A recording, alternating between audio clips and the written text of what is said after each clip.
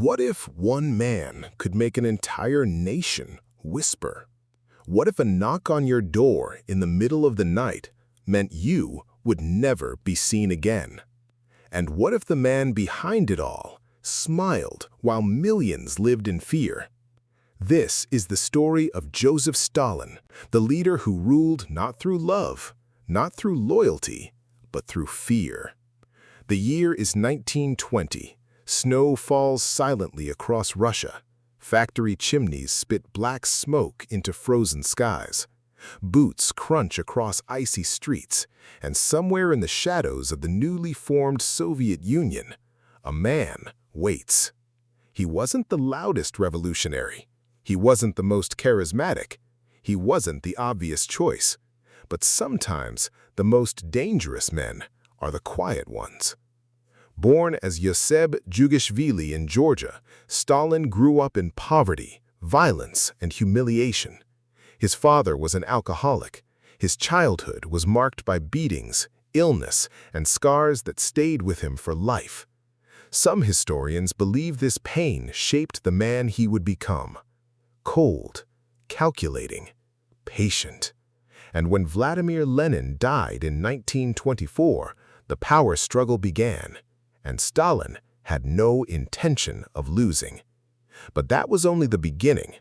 At first, Stalin didn't kill his enemies. He erased them. Photographs were edited. Names disappeared from newspapers.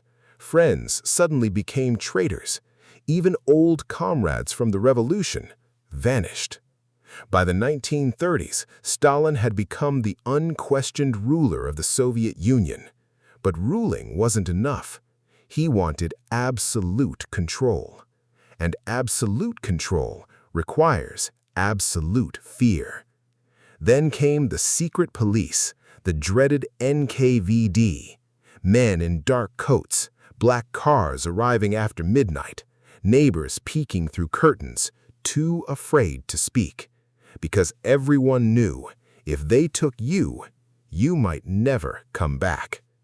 One Soviet citizen later recalled, "At night, every sound in the hallway felt like death." And then, in 1934, a powerful Soviet politician named Sergei Kirov was assassinated. Officially, it was murder, but to Stalin, it was opportunity. What happened next still haunts historians today. The trials began, public confessions, former heroes of the revolution standing in court, broken, terrified, admitting to crimes many historians now believe were fabricated under torture and intimidation. Stalin called them enemies of the people, and suddenly anyone could be next. Teachers, scientists, army generals, writers, farmers, even children of accused families. No one was safe. The period became known as the Great Purge. Between 1936 and 1938, hundreds of thousands were executed, and many more were sent to labor camps known as gulags. Official Soviet records later showed more than 680,000 executions during the purge alone. Imagine that. An entire nation living in silence, because one wrong word could mean death. But Stalin wasn't finished, not even close. By now, fear had become a weapon. Even Stalin's closest allies were terrified of him. Meetings became silent. No one wanted to be the first to stop clapping after his speeches, because being noticed could be fatal. There are stories of officials clapping for over 10 minutes, too afraid to stop, too afraid to stand out, too afraid to live. And then came the military purges.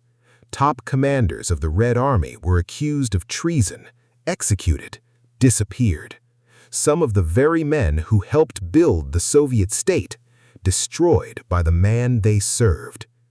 Even after all this, Stalin trusted no one, not his advisors, not his generals, not even his friends.